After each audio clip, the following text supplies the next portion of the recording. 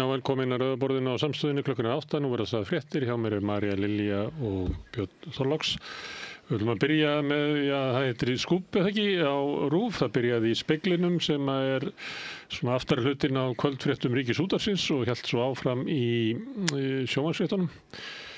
Það er ríkislögreglustjóri hefur ráðið enn og aftur sama ráðgjafan til þess að vinna fyrir sig á háum launum, 190 milljónir pluss.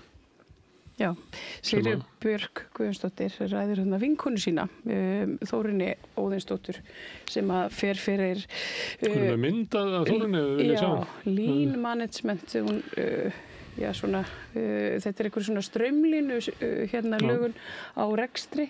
Þetta er eitthvað fyrirbæri sem að Toyota bjó til og svona viðskipta fólk hefur verið að innleiða.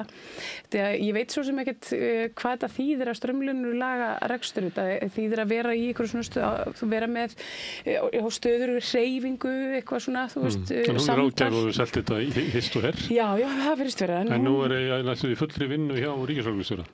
Hafið áður verið hjá henni í vinnu þegar hún var lögreglustjóri? Já. Og hún hefur fengið 162 milljónir fyrir 4.800 klukkustundir af vinnu.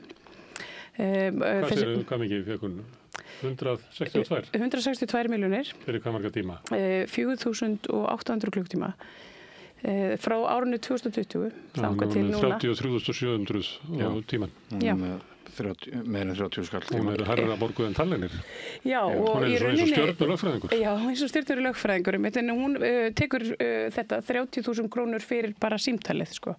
Þannig að En það kom í fréttinni að hún var að fara að velja svona ruslafötur. Já. Er þetta ekki full dýr starfsmaður til þess að senda út í búð að kaupa ruslafötur? Jú, skoða húsgögn í IKEA. Það var eitt verkefni og skoða húsgögn á Guðmundsinni og setja upp skreytingar á skólagötunni. Jólaskraut?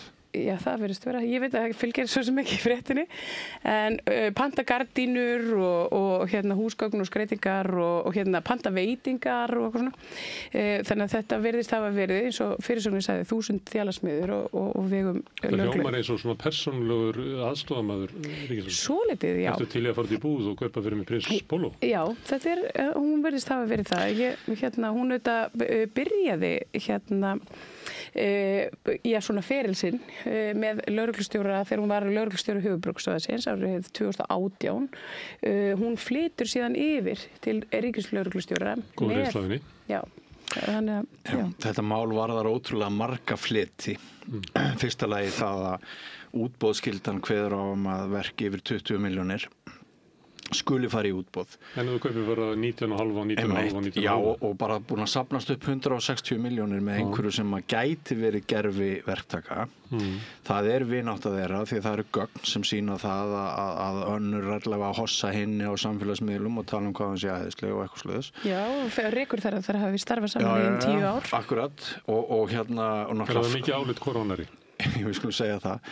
Skjaldbandalagi. Já, og það er það að ráða ekki starfsmann, til þess að ráða starfsmann þá þarf að vera svona annað form yfir þessu, upp á bókhaldið og allt það. Frændhyglin, þetta klassíska orð þegar kemur að orðinu sem enginn vill nefna á Íslandi en kallast spilling. Ég er ekkert að segja það að þetta mál sé dæmi spillingu, en þetta mál virðist vera dæmi lögbrot vegna þess að hún viðurkennir sjálf að hún hafi ekki farið að reglum, hún Sigríður Björk og hún stýrir lögreglunni. Og segist ekki hafa farið að reglum en fer svo bara eitthvað að afsaka það og þetta sem hún nefnir þessi verk sem hefjast með einhverju svona snikksnakki sem að hefur verið í tísku hjá opinberum stofnunum hvað var það mannauðsmál þetta er orðið að einhverju svona óstöðvandi skrýmsli virðist vera. Það kom líka fram að Þórunn var að fara þegar hún var út að kaupa dót fyrir lögguna, þá fór hún alltaf í búð sem að maðurinn hennar átti eða er í stjórn. Já, framkvæmdastjóri móðurfélags Jysk sem var einu sinni rúmfattalagarinn. Og hún alltaf í rúmfattalagarnum að versla fyrir lögguna. Og það maður þessar ráðgjafa. Já, og tekið fram að samskipti við Jysk, skoða húsgögn í Jysk, stilla upp fyrstu pöntun úr Jysk, skreytingar frá Jysk, kippa með úr Jysk á leiðinni. Þetta er úr verkskýrslum þessarar konu eða þessarar ráðgjafa þjónustu. Það er eitt sem að mér hugsaði þegar ég var að hlusta á þetta, að hún kemur þarna inn sem inn á erfiðan vinnustað og búið að vera mikið vandræði í löggunni bara lengi og það er líka búin að vera vandræði með að konur í löggunni hafi ekki haft svona góðan sess. Það hljómaði svolítið eins og hún hafi tekið með sér svona vin til þess að eiga betur með að ná fram í gegn einhverjum breytingum og svona og hafi svo bara ánetist þessum vin sem að hefur bara blóðmjólkað sjóði í lögurnar. Já, þú sér að síðasta greiðsla til þessa fyrirtækis frá lögreglunni og höfuðborgarsvæðinu er degi eftir að tilkynnt hefur verið að Sigríður fari yfir til ríkislögreglustjóra og það er þá klukkstundar samtal þar á milli. Síðan daginn eftir það, þegar hún er komin inn til ríkislögreglustjóra, þá tekur við annað klukkstundar símtal. Þannig að þetta er svona, og þá er ríkislögreglustjóri orðinn borgunmaður. En ef hún er þetta vinur og þá er náttúrulega að kaupa sér vin. Það heiti það. Já, ég myndi segja það. En sko forstjóra ríkisstofnana, þeir hafa margir hverjir nýtt sér leiðir sem hafa til þess að fara framhjá hlutum og það er einmitt með svona gerviverktöku eða hvað maður á að segja. Þeir losa sig við fólk í tengslum við einhverja svona vinnu. Þeir af því það hefur verið frekar erfitt að losna við opinbera starfsmenn. Sumir forstjórar greiða svona ráðgjöfum alveg gríðarlega peninga til þess að fá upplýsingar um það hvernig þú losar þig við einhvern. Það er mikil þöggunar menning innan margra þessara stofnana og svona eitt enn sem að þessi þöggunar menning, hún er nú augljóslega út fyrir þessa stofnun. Þetta er einhver stærsta frétt, stærsta skúpp sem að hefur verið skrifað hér í margra mánaðar ás, jafnvel bara einhver misseri. Heyrðu, síðast þegar ég vissi, þá hafði engin annar fjölmiðil tekið þetta upp og þetta er falið inn í fréttatímanum. Sjónvarpsfréttatímanum í kvöld. Þriðja frétt. Ótrúlegt. Og svo hvaða skilaboð verið að senda almenningi með því? Ég bara spyr. Það sem að mér þótti mjög merkilegt í þessari frétt er að þessi óskyldu verkefni. Fyrst er hún ráðin til að sinna ákveðnum verkefnum, síðan fara að detta inn svona alls konar óskyldu verkefni. Og það eru fyrstu 6 mánuðum þessa árs hefur Þórunn fengið greitt fyrir hátt í 1000 klukkustundir sem jafngildir fullri dagvinnu launamanns á því tímabili og á tímakaupi sem fæst að geta látið sér dreymum. Þetta eru 33 milljónir króna. Þetta eru 33 milljónir króna fyrir verkefni sem hún er búin að sinna í fyrstu 6 mánuðum ársins, en það tekið sem dæmi í frétt umfyllur RÚV og Helgaseljan að embætti ríkislögreglustjóra fékk 80 milljón króna fjárveitingu á fjáraukalögum í sumar til þess að fjármagna eitthvað nýlega námskeið. Þau þurftu auka fjárveitingar. Myndu þið segja þegar þið eru búin að hlusta á þetta með hana Þórunni að þetta sé mjög strömlínulagað hjá henni?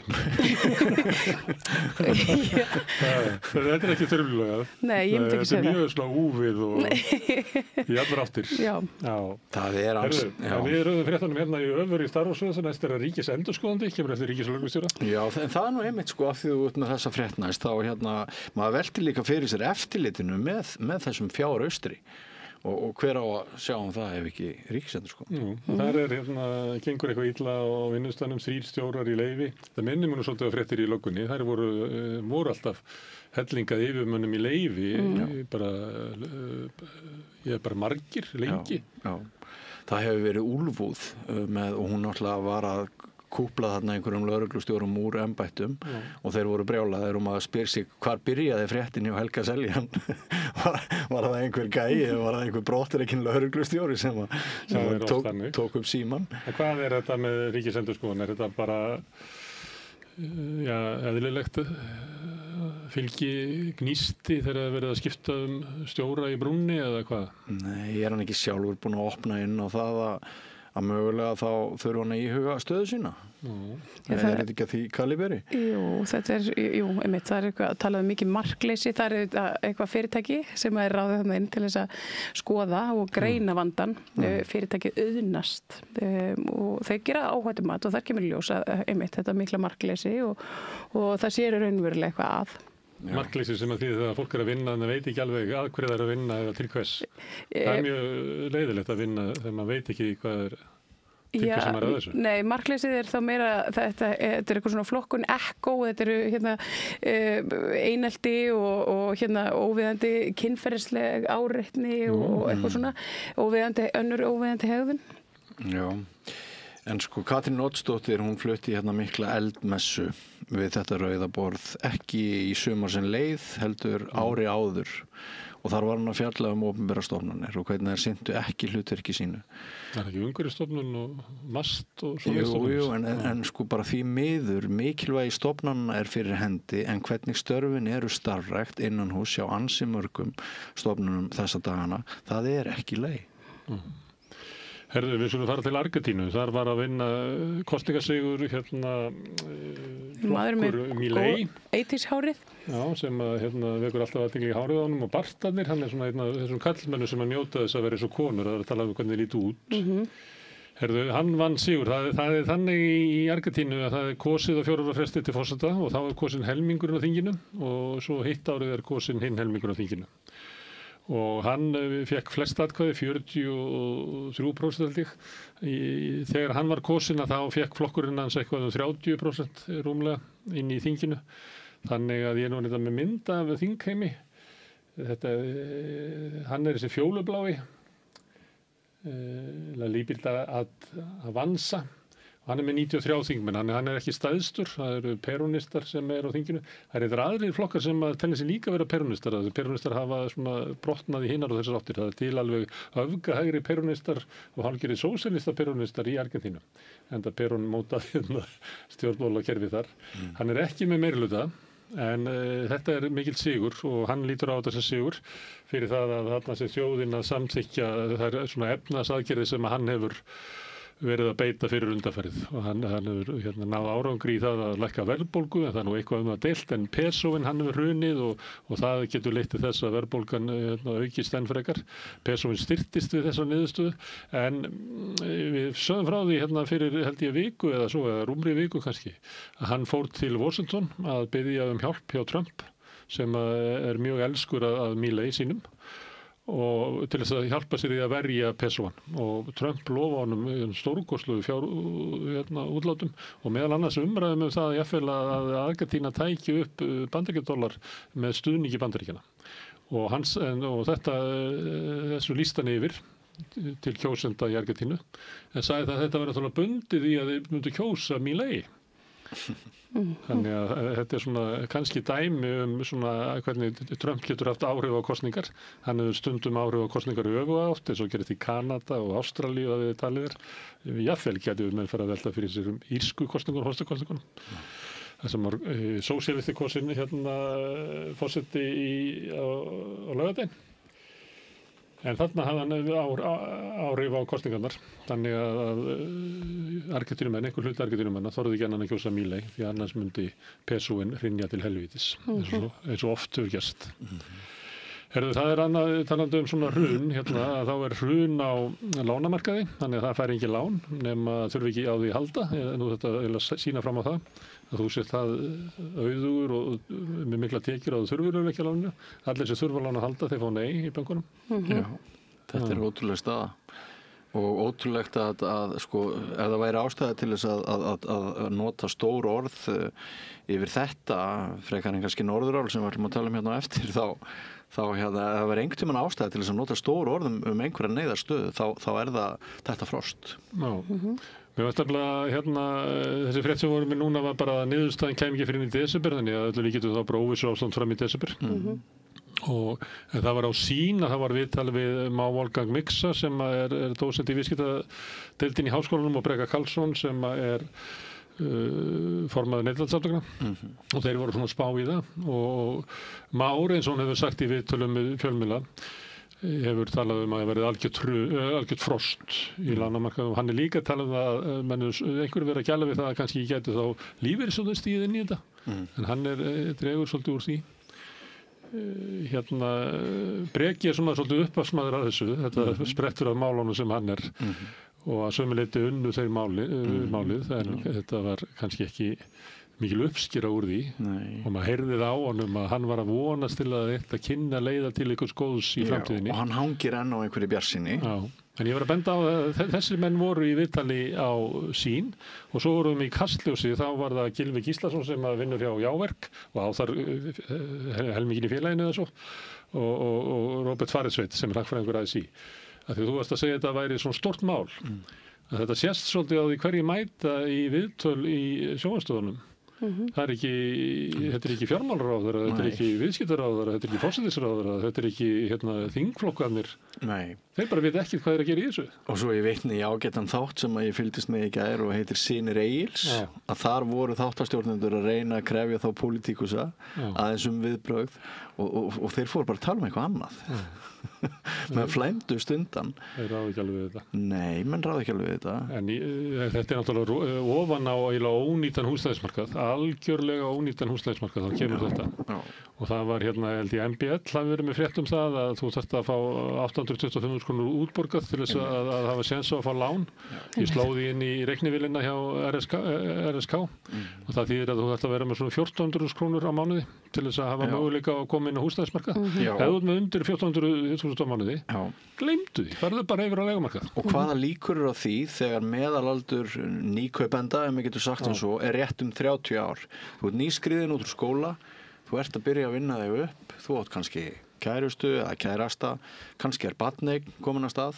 Þetta algjörlega glötuð stað. Þá eru við sem eigum meiri peningin í samfélaginu, þá fáum við að njóta þessi kannski 2-3 áratugi að hafa þau fé á leigumarkaði. Þannig að þú ert bara, þú ert eins og bara kiðlingu sem færist af vorin, sem kemur inn á leigumarkaðinu og við getum haldið að græta þess. Já, ég verið á leigumarkaði sen ég var 16 ára. Hefur þú verið? Já, og hann hefur breyst talsvert. Ég borgaði við fyrstu leigubúðina mína borgaði ég ásamt vinkonum mínum 90.000 krónur á mánuði fyrir 90 fermetra. Í dag ég að borga, töluvert þar, ég að borga 400.000 krónur fyrir 60-70 fermetra.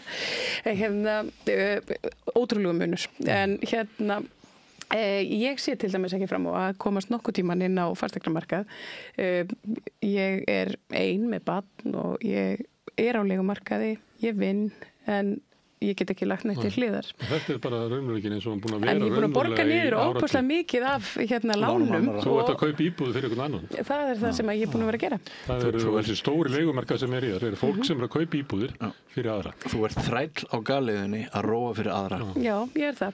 Og ég meina fólk sem fékk sína leiðréttingu hér áður fyrir og svona, það var algjörlega minn kostnað. Ég lék mér að því á Facebook að reikna því að þetta er náttúrulega mikið vandamál þegar bankarnir bara stoppa og breyta reglunum svona skyndilega og ýta fólki bara út af möguleikunum á því að geta eignast. En rótin er náttúrulega þessi fáránlegu vexti sem eru hérna og þeir eru náttúrulega búnir til í Seðlabankanum og ég bar saman bara að því að þú varst að tala Syni Egils að því að kom svolítið til umræðu í gær svona þessar vaxta ákvarðanir í Seðlabankans að það er eiginlega sama verðbólgan í Englandi og á Íslandi. Þar er 4% stýrivextir en hér er 7,5%. Munurinn sem eru hærri raunvextir hér sem að fara eftir öllu, fara í íbúðalánin og allt saman út allt. Á 50 milljón krónar lán er það svona 75.000 more or less á mánuði sem að fólk borgar, sem er þá Ásgeirs seðlabankastjóra gjaldið, sem að hann er öðruvísi en allir seðlabankar í heiminum. En hann hefur reynda bent á það að þingi gæti breytt reglunum, hann er vinnur við þrengri reglur heldur en aðrir seðlabankar. Hann har bara að horfa á okkur verðstöðuleika og hann hefur bara þetta eina tæki, eða hann ræður líka greiðslumatinu og svona, en hann hefur bara fá tæki til þess að gera það og hann á ekki að passa sig, hann má eyðileggja húsnæðismarkaðinn, hann má eyðileggja líf Maríu og fleiri við það að reyna að ná niður verðbólgu. Ef við framreiknum þessa tölur sem þetta nefna bara tökum 1 ár, þá er þetta hátt í 1 milljón sem það getur skilið á milli, Íslandings með 50 milljónir og og Bretlands Já. og ef fjárhæðin sem þú þarft að greiða slagar í milljón þá þarftu náttúrulega að hafa töluvert meiri tekjur fyrir skatt.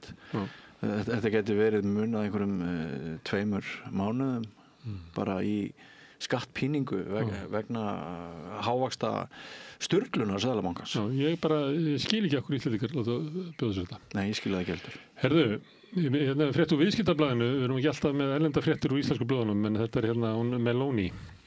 Þetta tekið úr Bloomberg og ég ekki áskrifandi af því, en gæti ekki sótt fréttina. Sko, hún ætlar að sitja á bankaskatt og þeir væla náttúrulega eins og stungnir grísir ítalski bankar eins og við hlustað á fulltrúa fyrirtæki á Íslandi gera. En hún segir þið bara verið að setja ykkur við það. Það voru 44 milljarðar evra sem voru hagnaðir ykkur fyrir og ég ætla bara að taka 5 og setja ykkur bara við það. Þú veist, þið bara græðið allt og mikið og bara setja ykkur við það. Og hún bara yfir kjaft. Ég tók hlutfallið. Þetta var svona svipað og Kristján Frostadóttir var að leggja bankaskatt sem væri 10 milljarðar. Og myndi segja bara, hætti þessu væli, þið bara tóku þetta fyrir næstu ófrjálsri hendi, ég bara taka það. Þannig að ég ætla að nota þessa 10 milljarði til þess að hjálpa eins og Maríu Lilju sem á leigumarkaði. Ég ætla að gefa henni leigubætur og fleira til þess að hún geti lifað af. Þið hafið alveg nóga penning, hætti þessu helvítis væli. Þetta segir Meloni. Já. Hér á landi, ef hún ætlaði að reyna þetta, þá myndu fjölmiðlarnir fyllast af almannatenglum sem myndu strax telja okkur trúum að við vorum að sigla þjóðarskútunni beint niður og það eru sömu fjölmiðlar og hafa ekki ennþá einu sinni endursagt fréttina sem við hófum þennan fréttatíma á. Nei. Hún við kallum skattarúna eins og Katrín Jakobsdóttir stakk upp á því að taka eitthvað skatt af. Já, sko við erum á þessu eyja, ólíkt Ítalíu, en það væri bara þetta mun kalla á gríðarlegan atgerfisflótta, fyrirtæki munu flytja á landi og allir skilja bara allt eftir og allt fari í rúst. Það alltaf sami söngur. Bankstærarnir myndu fara. Ég heldur að þið málþóf kannski. Ég meina að það veist. Herðu, við vorum að tala um Breka, hann var í fréttanum út á öðru. Hann maðurinn sem klagaði samráðið í Sorpinu. Já, og sko bara nokkrum dögum áður klagaðan viðbragð bankans, Arion banka, þar sem að hagfræðingur kemur fram og segir þetta mál mun bara kalla á vaxtahækkun og fer að tala um bankana. Hann taldi það mögulega samráð bankana. Samkeppniseftirlitið sendi frá sér harðorða ályktun og þarna hefur honum orðið enn meira ágengt. Og ég bara, bursi frá því hvernig þessi mál fara, þá segi ég bara, ekki Breki Karlsson bara rockstjarna augnabliksins núna? Neytendasamtökin eru bara á fullu að vinna. Hetja án skikkju. Það er eitt í þessu, hann verður að lækka, þetta verður að leiða til þess að vextinni lækki. Hann fær ekki skikkjuna ef að vextinni hækka, sko. Ég held að það sé. Já, en við vorum mjög spenntur fram í þessu bara þetta mál lendi á góðum stað. Jú, en við vorum að velta þið fyrir okkur var það ekki 5. í fréttatímanum. Sko, hvernig svona mál hæfist?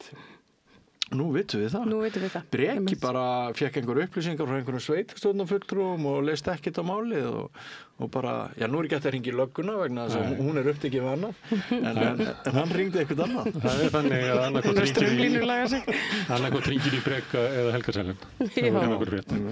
Herðu, Trump í Asíu, frétt úr New York Times, það sem verið að meta svona utanríkismálastefnuna og þess að ferð hans til Asíu sem sumuleyti merkileg. Hann til dæmis búinn að semja við Singapúr sem það er bara að borga 10% vexti og Evrópa sagði að borga 15 sem kannski annað.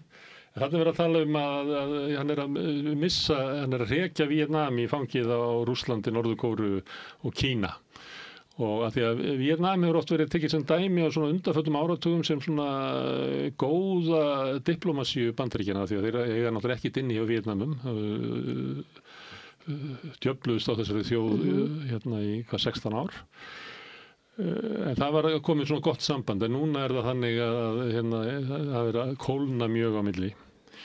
og hann að fara að mun hitta hérna Xi Jinping kannski eftir 2 daga held ég í Suður Kóru öllum líkjöldum. Það verið að reyna að ganga frá okkur viðskiptasamningi sem að Trump hefur talað að yrði sko viðskiptasamningur allra alda eða eitthvað svoleiðis. Og en það annað sem hann að reyna að fá út úr þessu. Hann að reyna að fá Kínverjana einhvern veginn til þess að þrýsta á Rússana eitthvað í sambandi við að stoppa þetta Úkraínustríð eða þannig að taka þátt í því sem ég held að mun ekki verða. Þetta var svona óskhyggja sem að þetta hangir svolítið á. Þetta rosalega mynd. Ég held að Kínverjarnir hjálpi Trump við að enda Úkraínustríð. Ég held að verði ekki. Það nefnilega alltaf verða harðara þar. Það voru Evrópuþjóðurnar vilja fá að Úkraína fái Tomahawk flaugar til þess að skjóta djúpt inn í Rússland. Og Rússarnir notuðu þá tækifærið og sýndu nýjar flaugar sínar sem að heita, hvað heita þær? Búrivesnik. Sem að gæti verið þýtt sem sendiboði stormsins sem svona langdrægar. Þannig að þetta svona, ég tekja þetta bara með að því að meðan að stríðið og meðan að svona alltaf meira og meira ítt undir stríðsæsingin og báða bóa að þá náttúrulega hægt við þetta springi út. En það annað sem að tengi þessu, hann í Róm, hann Orbán. Hann fór að hitta Páfann í dag og ætlar að hitta Meloni í kvöld eða á morgun. Og hann einhvern veginn að segja að hann ætlar að reyna að fá Trump til að skipta skoðun varðandi Pútín. Að hætta viðskiptaþingunum. Hann stendur með Trump þegar hann vill þröngva friði ofan í kokið á Úkrænumönnum. Orbán á þeirri línu. Þannig það svona allt mögulegt í þessu. Það var lengi möguleiki á því að yrði mesta snjókoma í október í manna minnum, en það verður líklega ekki. Það mildari, spáin hefur mildast eitthvað. Já, það svona, en samt ennþá einhver smá óvissa hver slæmt þetta verður. Ég búin að smá að það verði svolítið snjóþungt fyrir allt fólki sem eitir deginum á dekkjavegstæðum. En þá það spurningin, kemstu eitthvað frekar leiðar þennar þóttu sett komin á negld dekk? Nei, kannski ekki. Ekki að þú ert á lágum bíl. Naglar virka í svona tiltekinni hálku, en þeir virka ekkert í snjóskafli, sko. Þetta rosalegt að sjá raðirnar sem maður hefur séð. Já, það var rauð bara í skipholtinu, fyrir ofan okkur í Bólholti. Já, maður komst varla í gegnum skipholtið, vegna bílaraðar. Ég bý á Hverfisgötunni og það svona svolítið eins og svona gjá. Þannig að ómar svolítið umferðarháfaðin ómar svolítið. Mér finnst það bara nokkra viku síðan að ég byrjaði að heyra í nagladekkjunum. Já, ég segja maður. Svo segja maður rafmagnsbíla nagladekkjum. Meikar það sens? Nei, það meikar engan sens. Og það engin neikvæð umræða. Stundum hefur Reykjavíkurborg verið að senda frá sér viðvaranir og svona og hvetja okkur til þess að nota ekki nagla, en það engin að tala máli umhverfis sjónarmiða í þessu máli og það engin að tala fyrir því að göturnar verði spændar upp. Það er þögn. Það bara, í dag var slegið eitthvað sögulegt allra meta. Það fór bara hálfborgin á nagladekk og engin veit heila alveg af hverju. Nei, ég veist ekki betur, ég held að væri hreinlega bannað nema bara í einhverjum svona, ég veit ekki, einhverjum ótrúlegum aðstæðum að vera á nagladekkjum í borginni, en svo víst ekki. Það eru tímamörk en við erum komin inn í það tímabil, það sem það löglegt, sko. Ég held að það væri gaman að fá eitthvað svona umferðarsérfræðing til þess að segja til þess að á svona síðustu 5 árum í Reykjavík, hversu margir dagar voru það sem að nagladekk komu að gagni. Ég held að séu kannski svona 14 dagar. Vinur minn eitt sem býr á Akureyri og það þið veitir hvernig Akureyri þetta ekkert nema brekkur og ef þið ætlið að fara upp í Hlíðarfjall á skíði þá bara keyrið einhverja lengstu brekkur sem til á Íslandi, bara endalaust. hann aldrei á neldum dekkjum, hann ekki á fjórhjóladrifi, hann á framhjóladrifnum bíl, hann segist aldrei hafa runnið til í hálku og hann einn af þeim sem Hann kemst upp og hann einn af þeim sem boðar það að þetta sé sko bara naglað ekki að brjálæði hér. Þar svo mikið svifryk, það ekki bara á Akureyri, þetta náttúrulega svona frostillur á veturna, hann ekki bara þetta eyðileggi göturnar, þessi naglar, heldur þyrlaður upp alveg gríðarlega vondu svifryki sem hefur mjög vond áhrif á hellinga fólki. Ég labbaði með frá Miklubrautinni í vinnu í 3 ár og fann þetta vel.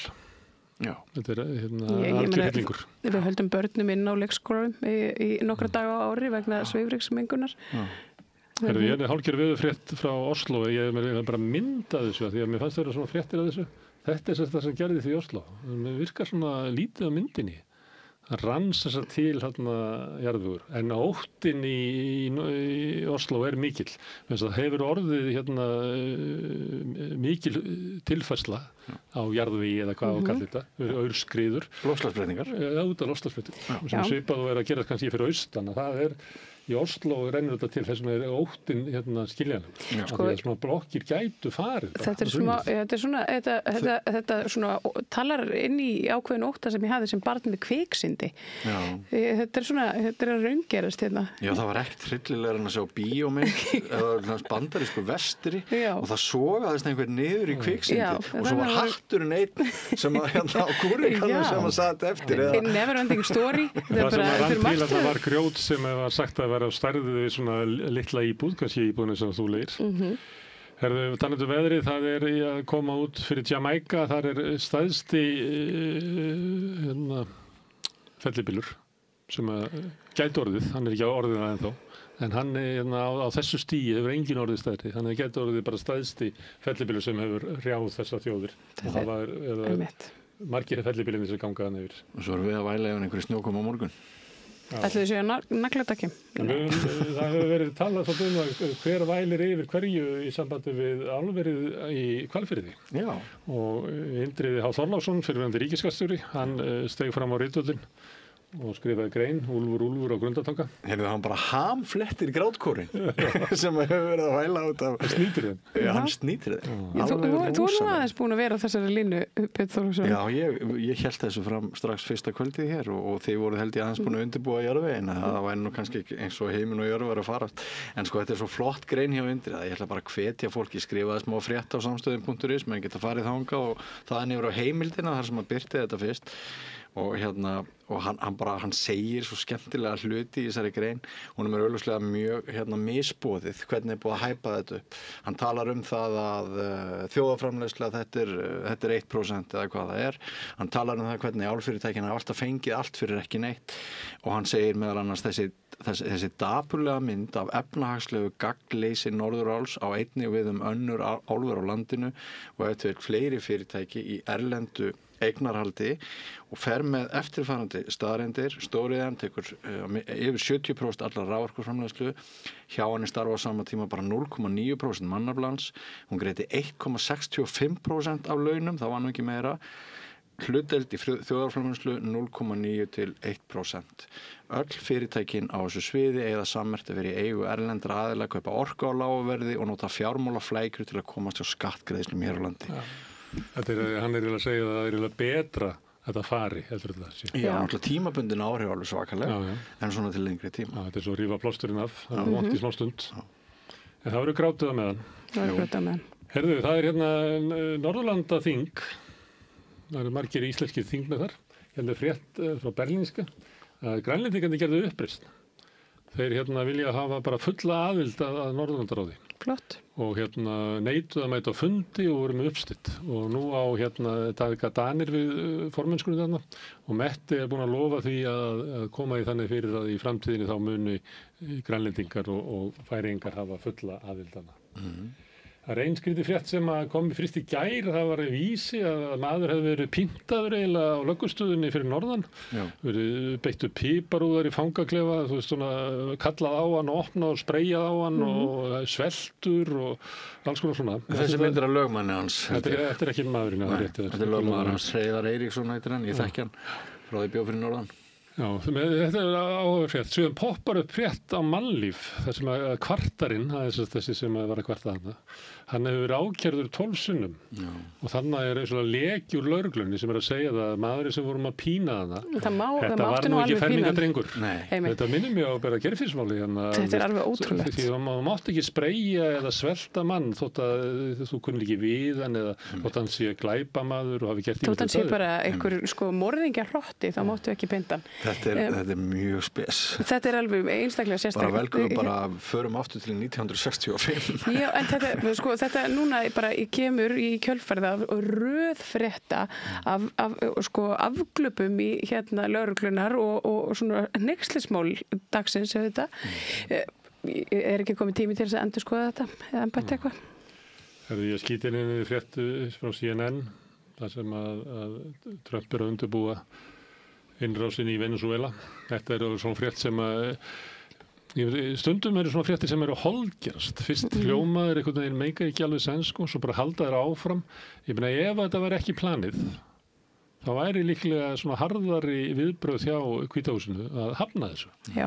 En þeir gera allt í því að segja það og kannski það einhver aðferð að nikla vöðvana í vonum að ég veit ekki eitthvað gerist. En þetta hljómar eins og að sé að verða bara einhver hryllingur þarna. Já, ég sá einhverja myndir af svona bandarísku landgönguliðum sem voru komnir þarna inn fyrir landamæri, voru farnir að æfa sig svona. Við voru komnir í heræfingar, það er auðvitað bara, það þýðir bara eitt. Nei, ég veit ekki. Ég meina Rússar og Hvítrússar gerðu þetta daginn og voru með heræfingar og landamæri Póllands. Ég allavega þóttu menn að við látið þannig að það væri undirbúið innrás. Ég held að það hafi ekki verið. Ég held að það hafi verið svona, ég veit ekki. Þeir eru svona nikla vöðvana og svona. Varst þú svona á skólalóðinu að nikla vöðvana? Þetta er svona kallapólitík. Ég var voða eitthvað visinn og hérna lítið í því. Það er svona Venezuela. Ég var bara að lesa bækur og spila píano. Frétti á RÚV byrjaði fréttaflutningin á viðtali við systkini manns sem að framdi sjálfsvíg vegna spilaskulda. Já. Og þetta er í framhaldi að RÚV hefur verið með svona alveg frá Kveiksþætti fyrir viku, verið með svona fréttir af þessu og þetta var mjög sárt að hlusta á þetta viðtal. Já, var þetta ekki systir og faðir? Systir og faðir fyrir. Já, þetta var bara mjög átakalegt, þetta er hryllilegt, það er ekki til en úrræði, það er í rauninni það sem þau eru að kalla eftir. Það eitt sem við heyrðum að þau voru að tala um að þetta var úrræði eins og varðandi áfengissjúklinga. Þar er fólk í 10 mánuði að bíða eftir plássi, þannig það er ekki eins og að sé eitthvað stórkostlegt þar, það er bara að þau voru að bera það saman við eitthvað sem er og við erum búin að vera með fréttir af því að ungmenni sem eiga við áfengis- og vímuefnavandanlega stríð eru að fara til Suður Afríku. Já. Spánar og fleiri landa. 8.000 spilafíklar sá ég einhvers staðar að fíknin væri hjá 8.000 Íslendingum. Ef það er rétt, þá er þetta náttúrulega gríðarlega umfangsmikið vandamál. Já, þetta er eitthvað sem að, ég meina heilbrigðiskerfið ætti náttúrulega að vera með bara neyðarúrræði já. Já, með mann hérna daginn til að ræða börn og veðmál. Mér minnir að 800 milljónir fari í gegnum hendur barna, ólögráða barna í fíkn, í þessari spilafíkn. Bara svona í samhenginu. Í Danmörku, þetta er frétt frá Berlínsku, þar er verið að setja nýja reglur varðandi veðmál, banna allar auglýsingar, þrengja bara að starfsemi þessara fyrirtækja. Þarna þetta var langur listi af svona, ekkert að þessu fannst mér vera eitthvað svona eins og náðarhögg sko, en það var verið að bregðast við með einhverjum hætti. Þannig að það eru í mörgum löndum að þá er svona getan til þess að eins og þau voru að benda á ættingjar mannsins að stjórnvöld tækju stöðu með þessum sem er fórnarlamb ástandsins. Eða bara stjórnvöld væru einhvern hátt inn í því sem að hendir bara borgarar þessa lands. Það væri bara alveg draumur. Vegna þess að við stundum verið að tala um þetta svona, já þetta verður bara lögleifa þetta og eitthvað svona og reyna að ná þessum peningum hingað inn því að við erum náttúrulega að missa skatt fyrir eitthvað svona. Það er hort framjá því að kannski eru spilafíklar með svona miklu fordómagak og þeim meira heldur en áfengis- og vímuefnasjúklingar og fleiri sjúklingar. Það sem litið svo á að við getum eiginlega ekki móta reglunar út frá þeirra hagsmunum af því að þau séu svo mislukkuð einhvern veginn. En það svona þjóðfélagslega ekkert skrítið að sé annað viðhorf gagnvart spilafíklum eða alkohólistum vegna þess að hér þekkir hver einasta íslenska fjölskylda og hefur þekkt, mér liggur við að segja árhundruð aftur í tíman, alkohólisma sem ægilegt böl en spilafíkn menn að spila frá sér allt lífið sem svona stór hópur. En þetta er svo faraldur núna sko. Já, sem svona stór hópur, þetta er nýtt og menningarlega viðhorf okkar eru ennþá sennilega önnur. Þess að verður að bregðast við alveg eins og bara með ópíufaraldurinn í Bandaríkjunum sem eru vel hér líka. Algjörlega, ég bara segi það er kannski ekki skrítið að ennþá sé aðeins viðhorfsmunur. Og ég meit það, því þetta er kannski, ég meina þetta, það segir ekki á þér að þú ert spilafíkill eins og það gerir kannski að þú ert ópíóðafíkill. Ég held að þetta sé þess vegna svolítið leyndur vandi, þetta er rosalega skammarlegt að spila með fjölskyldunar og kannski bara hafa ofan af sér húsið eða Já, ég hef sagt það áður, ég labba stundu fram hjá Háspennu eða eitthvað það heitir og það kemur ung manneskja út og hún er kannski búin að eyða 500.000 kalli í ekki neitt og bara þetta eru myrkustu andlit sem ég sé. Augun eru bara brostin, það er svo mikið myrkur þarna, ég held að þetta sé eitt þjáðasta fólk sem þú fyrir hittir. Herðu, ég ætla að sýna þið á glatt andlit. Það eru Morgunblaðinu. Ég ætla að benda á hvað Ólafur Þ. Harðarson er rosalega glaður á þessari mynd. Hann er nefnilega komin í nefnd jöfnun atkvæða sem hann hefur verið að gaggrýna í mörg ár og finnst það algjör hneis að stjórnum það ekki verið gert. Hann er komin í nefnd. Þannig að hann er mjög glaður á þessari mynd. Hann er formaður nefndarinnar. Já, hann er formaður nefndarinnar. En hans tillögur hafa verið þau að jafna atkvæði milli flokka. Hann hefur ekki verið að gera athugasemdir við 5% stöðulinn til dæmis þröskuldinn. Þannig hann hefur verið að segja að það sem að það þurfa að vera fleiri uppbótamenn til þess að jöfnunum milli flokka verði betri. Meðan að það er ekki, þá er það yfirleitt Framsóknarflokkurinn eða Sjálfstæðisflokkurinn sem græðir 1 eða 2 auka þingmenn á hverjum tíma. Já, ekki í síðustu kosningum en einhverja kosningar í röð þar á undan. Björn Leví hins vegar fór þessu tilefni að fór að reikna upp þingum hvernig hann ætti að vera ef þessi þröskuldur veri ekki, ef það veri fullkomið jafnvægi, ef að kjósendur fengi bara ráða. Hann sett inn þeir sem ættu að þingjum, þess að finna ég er þarna, Sanna Mædalen og Davíð Þór og Lenya Rún og Þórhildur Sunna og Svandís Svavarsdóttir. Kannski væri hann samt hérna. Já, hann var hefurlega samt hérna. Ekki leið að sleppa þessu. Það væri komin að Ég held að það sem að Björn er að leika sér að. Hann segir hérna Gunnar Smári, Sanna Mædalen, Davíð Þór, Lenya Rún, Þórhildur Sunna, Svandís Svavars, Guðmundur Ingi og Arnar Þór. En við fengum ekki þetta fólk sem kjósendur vildu. Þetta fengum við Jónínu Björk Óskarsdóttur, Jón Gunnarsson, Þórunni Sveinbjarnar, Eirík Björgusson, Sigmundur Ernir Rúnarsson, Grím Grímsson, Jón Pétur Símsen og Kolbrún Áslaugu Baldursdóttur. Áhugavert. Og ég held að sé eiginlega að segja það, þú veist, erum við eitthvað betur sett með því að hafa þetta seinni rauninu heldur en hitt fólkið? Þetta er skemmtilegt að hann skulle draga þetta svona saman og mér finnst Björn Leví verið í svo mikill andlegri vakningu eftir hann hætti sem pírati. Það er svo leiðilegur á þingi, hann blómstrar. Hann er að velta fyrir sér alls konar málum og tjá þessi grimt. Það versta sem getur komið fyrir fólk er að vera kosið á þing. Já, þannig að þú getur þá bara prísaði sælan. Við erum að segja stundum frá stjórnarkreppunni í Frakklandi. Þar er verið að koma fjárlánum í gegn og núna er það sem að nú þurfa Macron og félagar að semja til vinstri. Og það eitt af því sem við sömdu við er að hækka skatta á stórfyrirtæki og lækka á lítilfyrirtæki. Þetta er svona skattahugmyndir sem hafa verið kannski aldrei almennilega komið til umræðu hérna. Ég man að við vorum að ræða um þetta og einhverju leyti tók svona virtist Framsókn að taka undir þetta. Málið er að það eigi að skattleggja stærð. Þannig að þegar þú ert orðið mjög stór á markaði þá sé eðlilegt að þú borgir bara hærra hlutfall teknaðinna í skatt heldur en þú ert lítill, þú ert vaxandi. Þetta er líka því að það eru litlu fyrirtæki sem búa til störfin og stórfyrirtæki þau bara kaupa upp samkeppni og það verður ekki til nýtt hjá þeim. Þannig að það hefur verið mikið rætt um það að laga skattkerfi þannig að leggja sérstaka skatta á stórfyrirtæki og skattleggja stærð og Frakkarnir eru byrjaðir á því. Herðu, má ég koma aðeins með erlenda fréttir frá Svíþjóð. Þarna er verið að taka dæmi skóla þar sem 85% kennaranna eru ekki með kennaramenntun. Svíarnir fóru út í svona engavæðingu skóla og markaðsvæðingu skóla, þannig að foreldrarnir er að fara svona go shopping eins og sagt fyrir menntunina. Það leiðir til þess að það verða til svona elitiskólar sem að ná til sín öllu besta starfsfólkinu, þess að það minnsta álagið í kennslunni, það ekki nemendur sem að hafa einhverja svona auka þarfir og annað slíkt, og þá situr eftir skólar sem að fá verstu nemenduna, eða það sem eru kostnaðarsamastir að gera, sem hafa minnstu peningana, og það algjört hrun. Uppskrift að stóraukinni stéttaskiptingu. Já, og það algjört hrun og þetta gleymist oft að megin ástæða fyrir aukinni glæpatíðni með ungs í Svíþjóð. Það verðist aldrei megin að tala um þetta, að þeir fóru og þeir eiginlega eyðilögðu menntakerfið sitt, og það birti því að það sem að þarf kannski vera mesta átak stjórnvalda til þess að hjálpa fólki til þess að komast inn í samfélagi, þar eru veikustu skólarnir með veikustu kennarana. Þetta hefði ekki gerst á vakt Ólafs Palme. Nei. Hann snýr sig við í gröfinni. Hann snýr sig við í gröfinni. Herðu, Birgitta Macron er forsetafrú í Frakklandi. Nú eru málaferli í Frakklandi þar sem eru 10 manns sem eru kærðir fyrir það að bera út þær fullyrðingar að þetta sé karl. Þetta sé ekki Birgitta.